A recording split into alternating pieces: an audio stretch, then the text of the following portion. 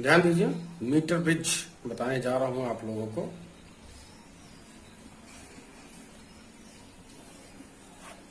ठीक है। और मीटर ब्रिज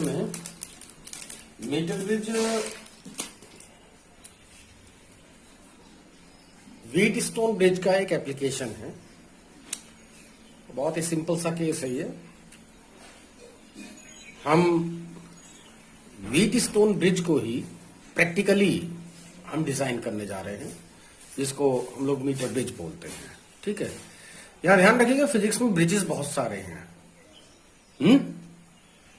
और अलग अलग ब्रिज का ज्यादातर अलग अलग काम है। किसी का काम रेजिस्टेंस निकालने में यूज होता है, किसी का काम इंडक्टर की वैल्यू निकालने में यूज होता है, किसी का काम कैपेसिटेंस की वैल्यू को फाइंड करने में यूज होता है, किसी का काम इंपीडेंस निकालने के लिए यूज होता है। ठीक है। तो ब्रिजेस कई टाइप के हैं। आपके सिलेबस में सिर्फ एक ही टाइप का ब्रिज है, मीटर ब्रिज। ठीक। तो मीटर ब्रिज में क्या होता है, ये मैं पहले आप लोगों को एक बार बता दूं, क्योंकि ये व्हीट स्टोन ब्रिज पर ही के प्रिंसिपल पर ही काम कर रहा है। तो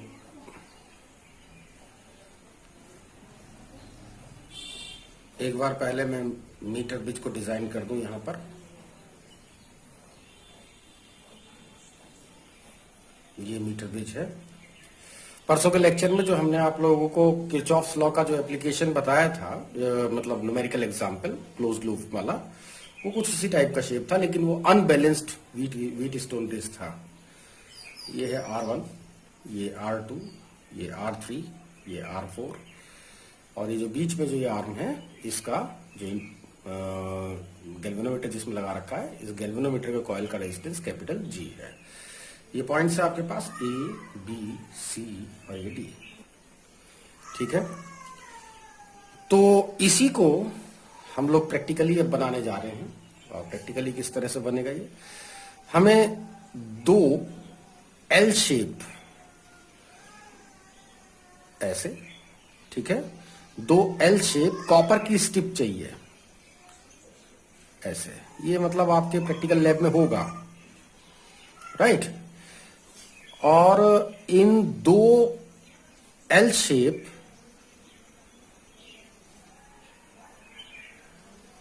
कॉपर स्ट्रिप के बीच में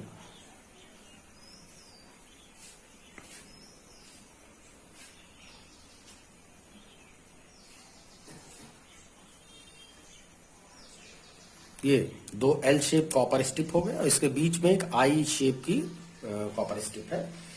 और ये जो पॉइंट है ये A है। तो इसका मतलब ये पूरा का पूरा जो आपको ये कॉपर स्ट्रिप दिखाई दे रही है, ये पॉइंट A की तरह ट्रीट कर रहा है। A से R1 रेजिस्टेंस जोड़ा गया है। तो इस पॉइंट A से मैं R1 रेजिस्टेंस की जगह पर मैंने क्या जोड़ दिया है, रेजिस्टेंस बॉक्स। क्या जोड़ा है, रेजिस्टेंस बॉक्स। RB इसको लिखा जाता है, ये इसका सिंबल भी है। रेजिस्टेंस बॉक्स आप लोग लैब में जाके देख लीजिएगा रेजिस्टेंस बॉक्स कैसा होता है। उसमें बहुत सारी कीज लगी रहती हैं, और जितने ओम का आप की उसमें से बाहर निकाल लेंगे, ठीक है, जितने ओम का आप की उसमें से बाहर निकाल लेंगे, उतने ओम का रेजिस्टेंस सर्किट में अप्लाई हो जाएगा, राइट। अच्छा, अब ये जो B, तो ये पूरा का पूरा जो कॉपर स्ट्रिप है, ये I शेप वाली, ये पॉइंट B है ये। तो आप कहीं पर भी B लिख लीजिए, इसमें कोई दिक्कत वाली बात नहीं है। ये लीजिए, मैं यहां पर B लिख दे रहा हूं। ये पूरा का पूरा B पॉइंट है ये, ठीक है। अच्छा, इसके बाद इस B से C तक, ये C है, ये पूरी की पूरी कॉपर स्ट्रिप, ये पॉइंट C है ये, ठीक। अच्छा, तो B और C के बीच में आपको कोई अननोन रेजिस्टेंस जोड़ना है, ठीक है।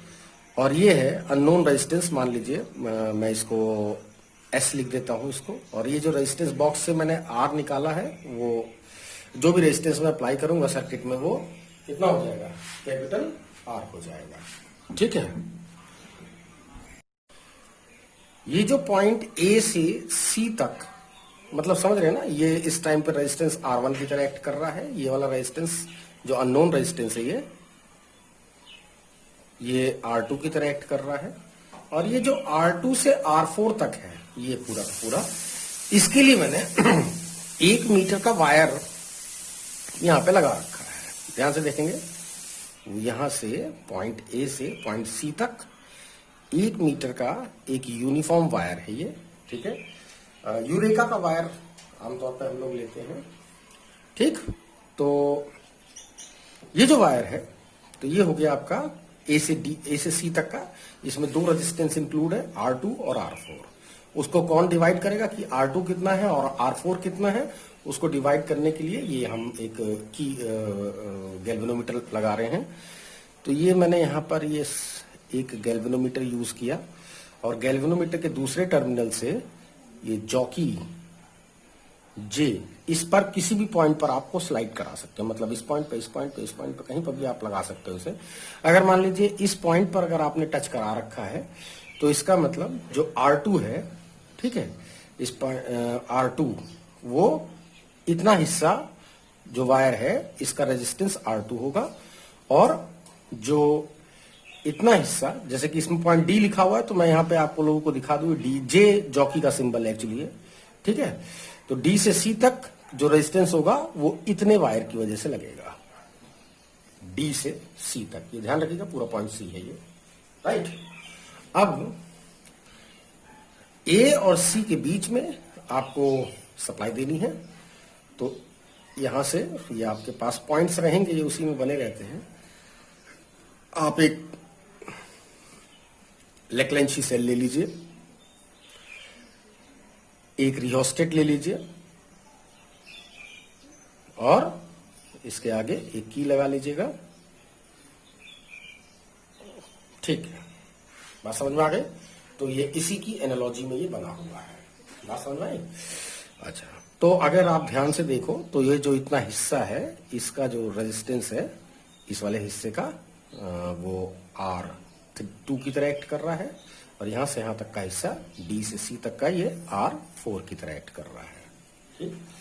अब ध्यान देंगे जरा, हम R1, R2, R3, R4 को, R1, R2, R3, R4 को इस तरह से आपको एडजस्ट करना है कि इस ब्रांच में कोई करंट ना जारी हो, इस ब्रांच में, यानी कि इस गैल्वेनोमीटर वाली जो ब्रांच है इसमें कोई करंट ना जारी हो, यानी कि अगर नहीं जाएगी अगर करंट, तो इसका मतलब गैल्वेनोमीटर की रीडिंग क्या रहेगी, वो 0 रहेगी, ठीक। तो अब आप इस जॉकी को ऐसे स्लाइड कराओ, यूं इसके ऊपर किसी पॉइंट पर आप स्लाइड कराओ, राइट। तो स्लाइड कराने का मतलब एक्चुअली आप R2 और R4 की वैल्यू बदल रहे हो। रेजिस्टेंस बॉक्स से भी आपने कोई रैंडम रेजिस्टेंस निकाल रखा है, तो ये भी जो है एक तरह से एडजस्ट ही किया जा रहा है, ठीक है। अननोन रेजिस्टेंस को आप छेड़ना मत, क्योंकि वो छेड़ भी नहीं सकते हो, क्योंकि उसकी वैल्यू तो निकालनी है आपको। तो आप इस तरह से इसके ऊपर स्लाइड कराओ, ठीक है।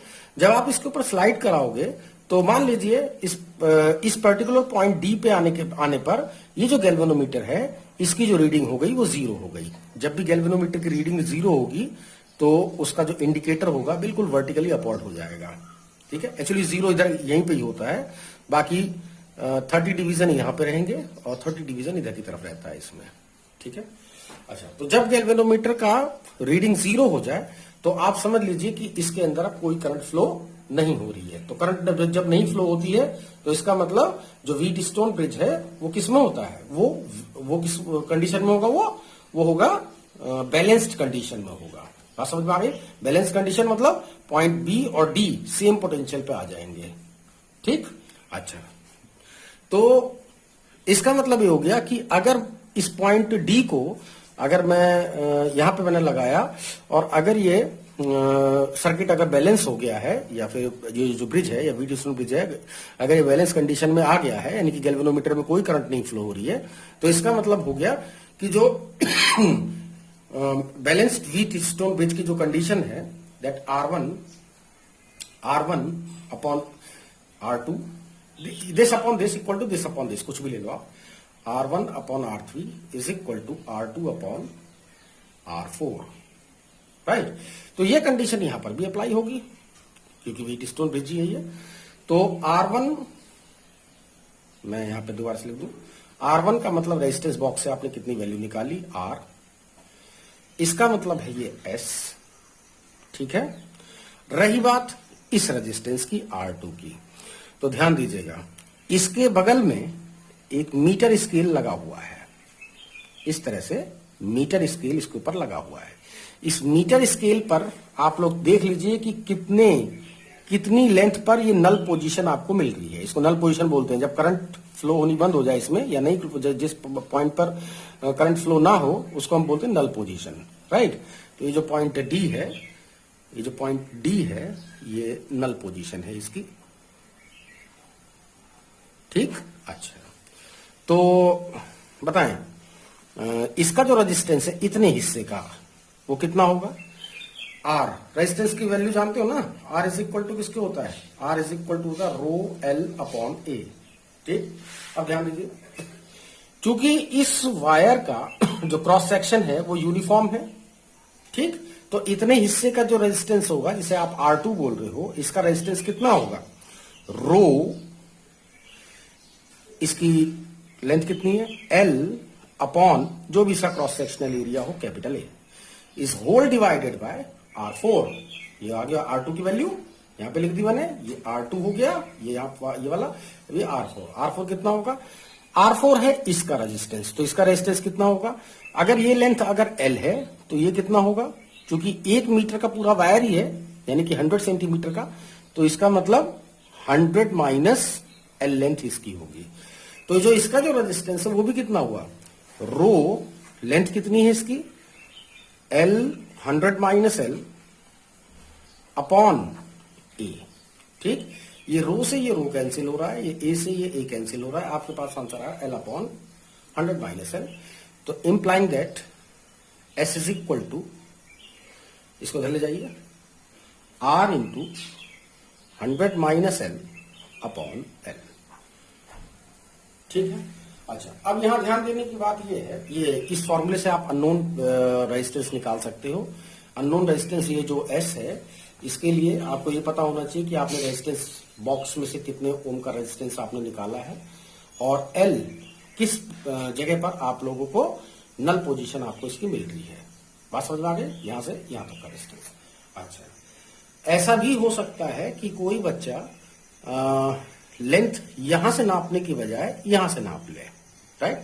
तो अगर वो इधर से लेंथ नाप रहा है तो 100 माइनस L फिर इधर की तरफ होगा।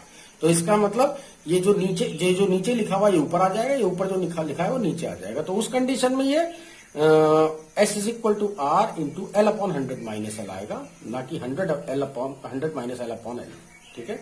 मतलब ये वाला आ जाएगा S is equal to R L upon 100 minus L। ये तब आएगा, कब आएगा ये? जब लेंथ आप इस साइड से नाप लो, ऐसे यहां से यहां तक अगर L है तो ये वाला 100 माइनस L, ठीक।